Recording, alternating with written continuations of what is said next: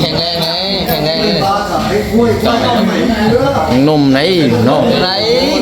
พันคือยังนี่ปิกต้องถามเขาร้องพี่น้องสังเกตถามเขาดอง ติดกระซ้านี่แหละ เราชิดโอ้เอาเนี่ยนี่ เหลือชาติไม่ยี่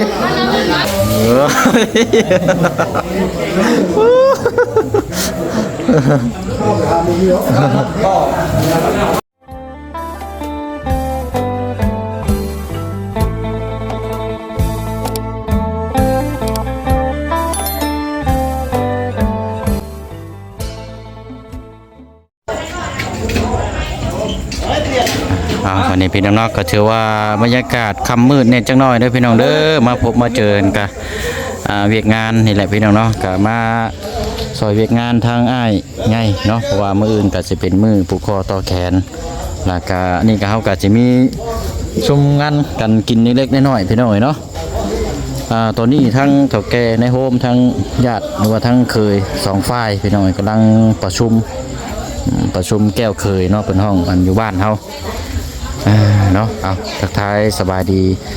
พ่อแม่พี่น้องเบิดสุขุสุคนนะพี่น้องเด้อเนาะเบิดสุขุสุคนเนาะก็หลายคู่หลายคนพี่น้องก็ถามมาว่าอันทั้งพี่ชายบ่เชียงนี่เมียนี่เสียไปทั้งบ่ทันได้พ่อปีว่าซั่นพี่น้องบ่เชียงบ่เลยมาปีปลายได้พี่น้อยเนาะเพิ่นก็อยากมีสร้างครอบครัวใหม่พี่น้องเนาะเป็นธรรมชาติพี่น้อยเนาะเป็นอะไรนั่งเศร้าโศกแท้นี่ไปดีบ่ได้พ่อนานในสร้างเตี้ยพี่น้องเนาะเติมเลยเนาะโตได้ปีปลายแล้วมั้งเนาะตั้งแต่ปีใหม่พุ่นแหละพี่น้อยเนาะสิว่ากันในการสงกรานต์ในกับบุญใหญ่ในกับบ่ค่อยมีเวลาแทบจะบ่ได้เห็นกันเลยแม่นเลยเอามื้อนี้มาร่วมงานไม้มื้อนี้เนาะแม่นมานำหัวหน้าแต้มเพิ่นเป็นหัวหน้าให้เป็นหัวหน้าคือออกกันตะกี้เนาะไอ้หลังจากที่ว่าอันคนเชียร์อะไรก็เพิ่นนี่ได้เป็นตัวแทนแต่มีเหตุการณ์งานโดยอันนี้เพิ่นประชุมบ่นี่นะแม่นเพิ่นชุมเคยเริ่มแล้วบ่นี่นะเริ่มแล้วแต่ว่ายังรอมาอีกบ่ยังบ่ทันได้ครบเนาะแม่นมีจักคงจักหน่อยนี่แหละคือมาจะหายจะนะอยู่บ้านทำบางคนก็นอนให้นอนนาเนาะแม่นเนาะอันนี้คือจัดงานอยู่หม่องเดียวแม่นกินอยู่หม่องเดียวพี่น้องบ่ต้องเปลืองกันสิว่ากันจัดอยู่เฮือนทางสาวๆเนาะเฮือนกับเฮือนนี่แหละพี่น้องเฮือน2ชั้นแต่ว่ามันยังมืดในเด้อพี่น้องเอาไว้ตอนเช้าเฮาจังเบิ่งน้ำกันอีกเทื่อนึงเนาะแต่ว่าส่งท้ายนะกันสิว่าส่งท้ายปีจบนี่ก็แม่นลงให้ลงนาได้นี่เนาะยังอยู่ดอกยังมีอีกบ่บ่แม่นฝนบ่ตกยังว่ายังมีต่อยยังต้องค่าน้ำฝนนี่แหละมันนี่ก็ดังไปซื่อๆใช่ไหมบัดอีกบโลนเนาะตกก็ว่าขออย่าตกอย่าให้มีพายุอย่างเนาะมันอันตรายพี่น้องหลังคาไปเบิดหลายครอบครัวเลยบ้านเนี่ยถุยบวมเพื่อจะกระลังเบิดเหมือนเดิมนะเดี๋ยวจักหน่อยเดี๋ยวจังเข้าไปเบิกทางมีในบ้านนำได้เนาะบ้านนี่เราจะมีบุมีกับเพิ่นกระชุตัวแทนเพิ่นมาตัวแทนมาเนาะเพราะว่าบ้านเราก็มี2-3งานมื้อนี้มีหลายงานมื้อนี้เนาะโอ้งานผูกคอตะแคนมื้องามเด้มื้อนี้เป็นมื้อดีมื้องามเนาะโอ้แล้วใส่พี่น้อยเนาะก็เบิ่งน้ำกันเนาะอันเรื่องทั้งค่าดองค่าสินสอดนี่ยังบ่ทันได้ถามมาเราจะเทื่อพี่น้องว่าบ่ฮู้ว่าแบบใดบ่มีเวลามันสิบ่จังว่าเด้อนี่ไปเขาถามเบิ่งน้ำกันบ่เจ้าฮู้แล้วบ่บ่จักบ่ได้ถามได้นี่เนาะส่วนลายนี่อันแบบห้างใหม่อย่างเช่นนี่ประมาณเท่าไรช่างเตี้ยค่าดองน่าจะ10ปลายนั่นแหละประต่ำกว่า15 ล้านกีบเนาะประมาณอีกกะดาวๆลงได้แต่ว่าเราเนาะมันก็บ่ฮู้แต่ประมาณนั้นแต่ว่าถอกก็จัก4-5 ล้านนะประมาณ ข่าวดาวเบิ่งกันนะชาเห็นลายบอลว่าจังได๋อันนี้บ่ฮู้คือกัน แต่ว่าอันนี้รวมทั้งต้องมีงัวมีหยังนำเล่นนี่เนาะ มันก็น่าจะมี น่าจะมีเนาะอยู่บ้านเฮาเพราะเขาเจ้าเคยเฮ็ดแบบนี้เนาะ ประเพณีเป็นประเพณีมันต้องมี ง่วงกับมากินนำกันหั่นนะ งัวก็มากินน้ำกันเนาะหม่องเดียวกันเนาะเฮ็ดแบบสบายๆนะ เออ แต่ว่าจัดวงเดียวแล้วเลย แม่ให้บ่ต้องไปหลายหม่องเนาะมันก็สิ้นเปลืองหลายอย่างได้แนวพี่น้องการใช้จ่ายอันนี้ก็ได้ตู้น้อยทั้งบ่เซ้งและพี่น้องพอมาเปิดให้ผู้เฒ่าเพิ่นพ่อเพิ่นบ่เหงานอนพอได้นั่งชุมแชวเนี่ยจักเด็กจักน้อยนะค่ำคืน ว่าน้อยแต่เสียงมันบ่น้อยเนาะ ฮะ ว่าน้อยอยู่แต่เสียงมันบ่น้อย น้อยแต่เสียงบ่น้อย โอ้เสียงใหญ่เนาะเสียงดังเขาตรงหน้าบ่ไอ้ตะกี้ได้ไปซื้อผักเขาได้ยินอยู่นะ อันนี้บ่ แม่นได้ผู้คนไปทำนองไปเอาผักมาเวียงนี่ได้ก็ดังเขาเลยเด้อว่า บ่แม่นตู้คนอื่นมาจัก บ่มันยังเขายังบ่ได้เปิด ตอนแรงนี่บ่ช่วงประมาณนี้บ่ ให้เขาหากันบ้านจะกิน อืม เอาผักอันนี้ไก่หน้าจะดังในบ่เสียงเลยบ่น้อยก็ได้ สนอเอาขอให้เสียงลังกล้องกลางวานเนาะกันว่ามันจังลังกันว่าลังบ่ม่วนก็บ่เป็นใดได้เนาะ ดังแบบมันเหมาะสมหั่นนะดังแบบมันพอดีม่วน ดังแบบพอดีพองามเนาะเอาเนาะเดี๋ยวอยากฮู้ทั้งค่าสินสอดพุ่นละเฮาเนาะพี่น้องเพิ่นสิบอกให้บ่เนาะ แต่ก็บ่อื่นอยู่ ไปบ่เข้าในใส่เตี้ย สิทำ ฮะ สาวนะ ทำในฮะ เจ้าสาวเพิ่นก็เพิ่นสิบอกว่า บ่เฮาก็ถามเจ้าบ่าวบ่ได้ก็สิเป็นหยัง เนาะ เจ้าสาวบ่เฮาก็ถามเจ้าบ่าวพุ่นแล้วบ่ไปเข้าไปในพุ่นละพุ่งไปนี่ไปเบิ่งนำกันพี่น้อง เพิ่นเอาพอดีเพิ่นนั่งอยู่ไหน ผ่านพอดีแล้วเนาะโอ้ยเนาะเอายังบ่ทันได้อาบน้ำเลยพี่น้องอันนี้ขึ้นมานี่จบจากเพิ่นประชุมมื้อนี้ก็แล้วจังสิมื้ออาบน้ำเนาะอันนี้โซนแม่ครัวนี่เนาะอ๋อได้หยังเด้กินเนาะ สบายดี ไปดีเด้อเนาะ แม่ทำหลังอายเนี่ย เพราะจังหวะท้องจังห้องเดี๋ยวพี่ก่อนพี่ก่อน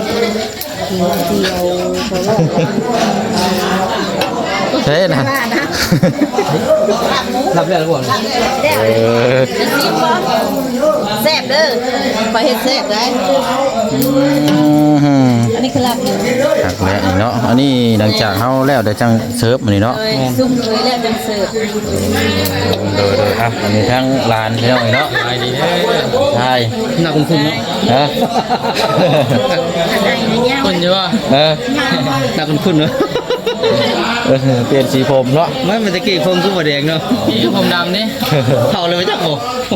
กินท้องแห้งเลยเหรอ อันนี้ทั้งร้านชายพี่น้องทั้งนั่งพุ่นเป็นร้านไพ่ปีหน้าเนาะ ปีหน้า ทั้งนี้ปีหน้าพี่น้องปีนี้เอาทั้งกัน พอ ก่อน วันจัดก่อนว่ะ เปลี่ยนกะกัน เป็นจ้ากัน พอกัน ปีหน้าแล้วลูกเนาะ พี่หนาลูก พอดีแล้วเนาะเก็บมานี่ก่อนพี่น้อง จะอันนี้ หาเงินชื่อให้อยู่ในกินนี่แหล้วเนาะใช้จ่ายหลายอย่างเนาะ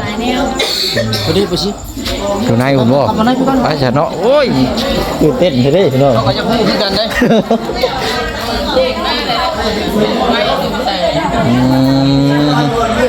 ครั้งแรกเลยนี่พี่น้องได้เข้ามานี่เป็นมีงานก็บ่ได้มาของเพื่อนเราเนาะเอาเนาะเป็นค่ำคืนแรกเนาะโอ้ยเอาคือแล้ว ทางเขา คือเนาะ คือแต่คือแตนเนาะแต่ว่านี่ก็คือเอาพี่น้อง กะธรรมชาติเนาะ พร้อมฮ้อนแห้งมื้อนี้นะอยู่เฮือนนี่ก็ทั้งทหารเพิ่นพ่องูเห่าโตบ้าใหญ่นึงอยู่หิมทางน่ะขึ้นมาแต่ห้องแต่ห้วยนะ เราเชียงเจ้าพามาไปเป็นว่าเจ้าจะถามยังนะจะถามยังนะ มีแล้วแนวเนาะเฮ้ยยับเข้าไปใกล้ๆเด้ลามนี่นี่ ลามเลยมื้อนี้ ลางกันใส่ เอาเพิ่นย่อเข้าแล้วบ่นี่เอาประชุมแล้วแล้วบ่แล้วอะไรเอาย่อเข้าแล้วเนาะ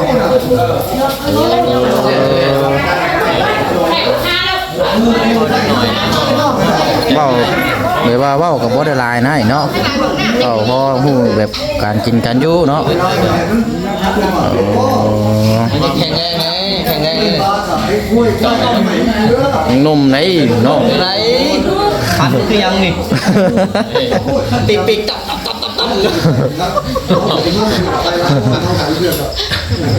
นั่นแหละพี่น้อยเนาะ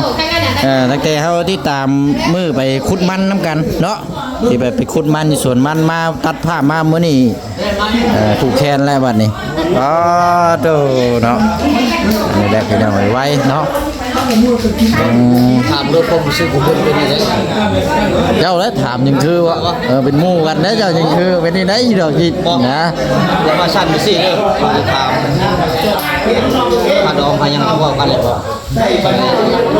ฮะจะพูดเลยคอยจะแต่งต้องถาม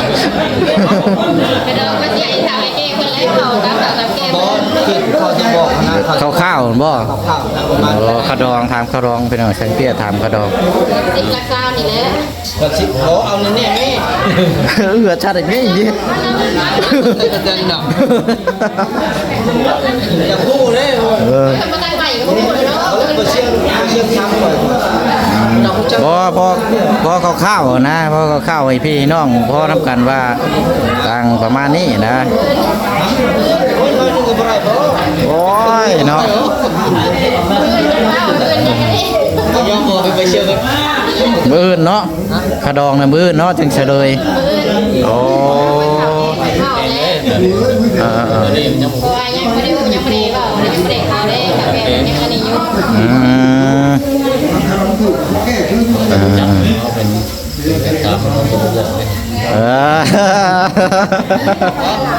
ไก่ขับไก่เขาทางสุวินครับ เขาสังเวียนมาวันนี้ โอ้มาสุวินแล้วจ้ะ โอ้ยเนาะ ตีได้เท่าไหร่ เจ็บหน่อยลูกให้แม่ตัวไร ไม่ตัว กันนอกกันได้อันกูก็จะจับดอกโกเราที่กันก็บนชุดนี้เจ็บหน่อยลูกให้อยู่เห็นข้างกระบอกบ่เนี่ย เป็นข้างหน้าเป็นข้างหน้า เป็นนายรอบ่ แล้วน้องผู้ชายเขาเป็นบ้าเป็นลูก เอาแม่รอบ่สะดอก น้องกับแม่กับเขา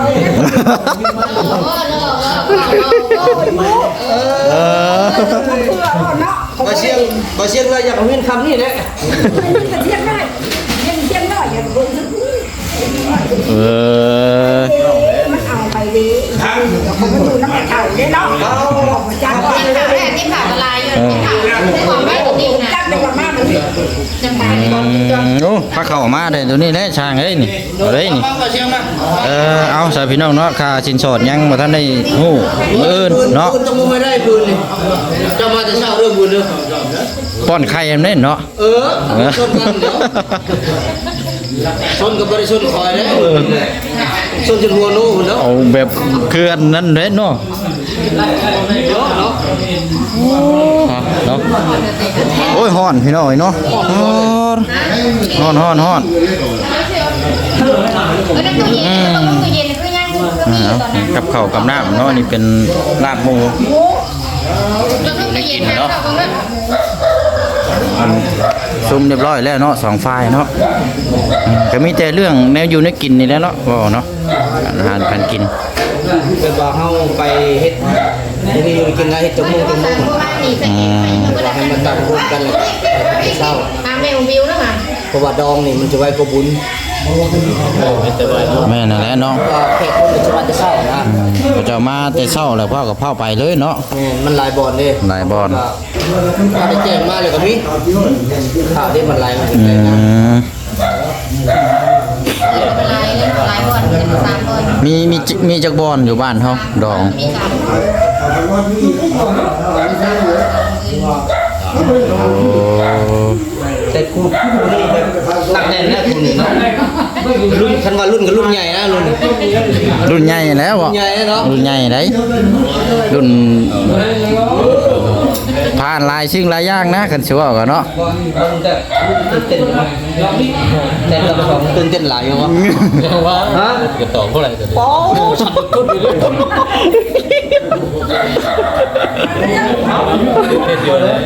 มดแล้วขอบคุณนะ จับนี่เด้จับเบิ่งหัวใจนั่น อ๋อโอ้หมดแล้วคันว่านับรถกัน100 องศามันก็จะดึบ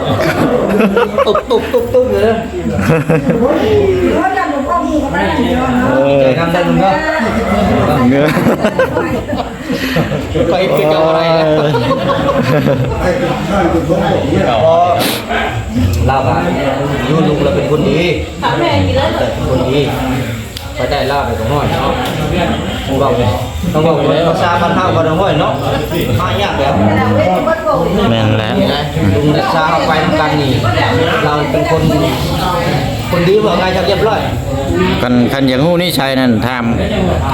ช่างเทศก็ได้นี่ใช่แล้วว่าเป็นได้ได ที่ทำมาอยู่น้ำนี่เราบ่คือมุกบอกคือในไรบอกคือแบบว่าเราบอกกินเหล้าบ่สูบยาบ่ยังไงนะบางคนใหญ่คนเรียบร้อยบอกว่าคนดีเนาะ คือว่ามันมีเหล่ามีใหญ่ เพราะนี่ก็เพราะว่าบอกกินก็เป็นบางช่วงบางงานเนาะเป็นว่ามุ่งคนก่อนเพราะระยะน้ำรับบ่ไปได้ว่าพอได้ดอกเธอผมกันจะกินได้นะ กินแบบไปเรื่อยๆสิเนาะ ตัวนี้ได้เสียตัวนี้เอากินได้นะแล้วกินดู กินเป็นเวกเป็นงานเนาะบนห้อง ฟอนก็เป็นได้เดี๋ยวนี้ ตอนเป็นไร ตะกี้ฟอนผมเป็น ที่หนาเป็นกับมือนี่ทหารกับเขา โอ้ เปลี่ยนไปแล้วเนี่ย ฟอนเป็นแล้วเดี๋ยวนี้ ได้กับเพื่อนกันเนี่ยกับเพื่อนของงานต้องกัน เอามันสิเฒ่าบ่ได้ใจบุ๊ก จะได้ถามไหมไม่ได้พอดได้แล้วคนบนจะพอดแล้วดิ เฮากับฟอนเป็นบางบอกมาเราเป็นงานแบบน้องเฮากับกินอยู่กันว่าได้บ่ธรรมดาเขาก็บ่ค่อยได้กินหรอกเริ่มกินแต่เนิ่มนะ เอาจังไรกะมืออื่นเนาะโอ้ยพี่น้อยตื่นเต้นนำเด้เนาะ โอ้ไปอยู่บ่ได้จักๆว่า ฮะ ก็บ่สิบอกเลยบ่บอกอยู่ บ่บอกเนาะโอ้ทางเป็นแท้นี่ว่าสิมาถามแจ้งน้ำหูน้ำกันได้ค่าสินสอดนี่บ่ฮู้ซับบ่บอกซับ ไม่พูดไปกันเลยถามเลยยังว่า บอกคนแสนบ่ได้เนาะโอ้ยยังบ่ได้ เราอยู่น้ำขาวน้ำแกงพร้อมลูกอะออกไปเปิดแล้วทางยังไงพูดกันแต่จะบอกสิว่าหน่อยลายตามพอตามลุงเหมือนเลย บอกแล้วนะฟอนลงยาวหลายเลยด้วยยาวหลาย มันใจเอาเสื้อใหญ่ๆมัดไว้ ในก่อนเตรียมไปแล้ว เด็กก็จะอาบน้ำ ฮ้อนเนาะอันบ่ได้กันพากันกินข้าวแล้วบ่ ใช่ก่อน อ่านเว้ยนี่ กินไม่สั่ง ได้นี่เนาะ เชียงตาเป็นข่อยเขาบุกินดอกเหมือนเนี่ย ฮะ ตากินอื่นบาเดียว กินมื้อนบ่มื้อนี้อดมื้อนี้ติ บุกินแล้วดีใจเนาะ กินที่กัน อ้าวดีใจเลยเนาะโอ้มันเต็มด้วย อืม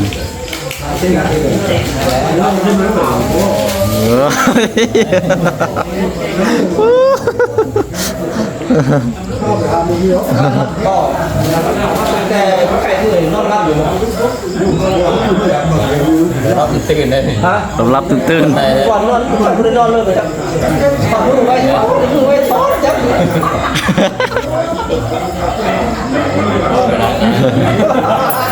โอ้ย สาวไม่ได้ใจหมูก็ยังจักอยู่ใจหมูก็ยังจักอยู่เนาะ ซาเจ้าหรอวะ ใจลูกไปจักอยู่แล้ว พ่อใส่ก่อยพ่อเด้อเป็นได้จุดพวกแล้วนี่มาเสร็จแล้วมอได้มอได้แล้วว่า เอาพี่น้อยเนาะเป็นค่ำคืนแรกที่เฮามาร่วมงานเบิ่งแย่งนำกันเนาะพี่น้องเนาะมื้อนี่จะคนนี่สิหลายอยู่พี่น้องเนาะเอาเดี๋ยวติดตามเบิ่งนำกันพี่น้อยนี่กินข้าวกินน้ำเนาะสาวน้อยเดี๋ยวกินข้าวกินน้ำก่อนเนาะอากาศก็ร้อนซ้ำพี่น้อยบ่ว่ากันบัดนี้เนาะนะค่าสินสอดนี่มื้ออื่นพี่น้อยเนาะจังอันนี้นำกันยังก็ต้มบ่เพื่อนก็สูงพี่น้องเนาะเพื่อน2ชั้นเพื่อนไม้ไปเนาะ กินได้บ่ใช่กันนะ กินข้าวกินน้ำบัดนี้พี่น้อย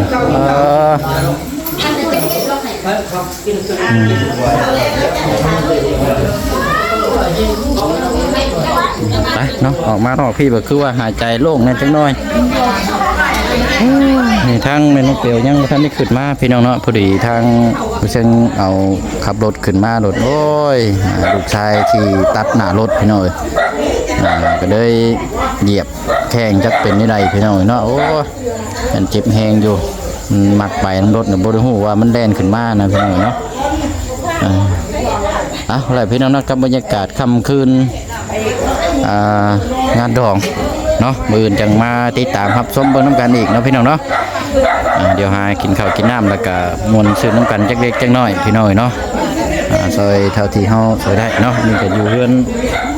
นี่แหละพี่น้องฮอดเนาะไปเนาะลาพี่ลาน้องกันได้พี่น้องเด้อเนาะดีมีแฮงร่ำรวยเบิดสุขสุขคนพี่น้องเนาะบ๊ายบายเด้อพี่น้องเด้อ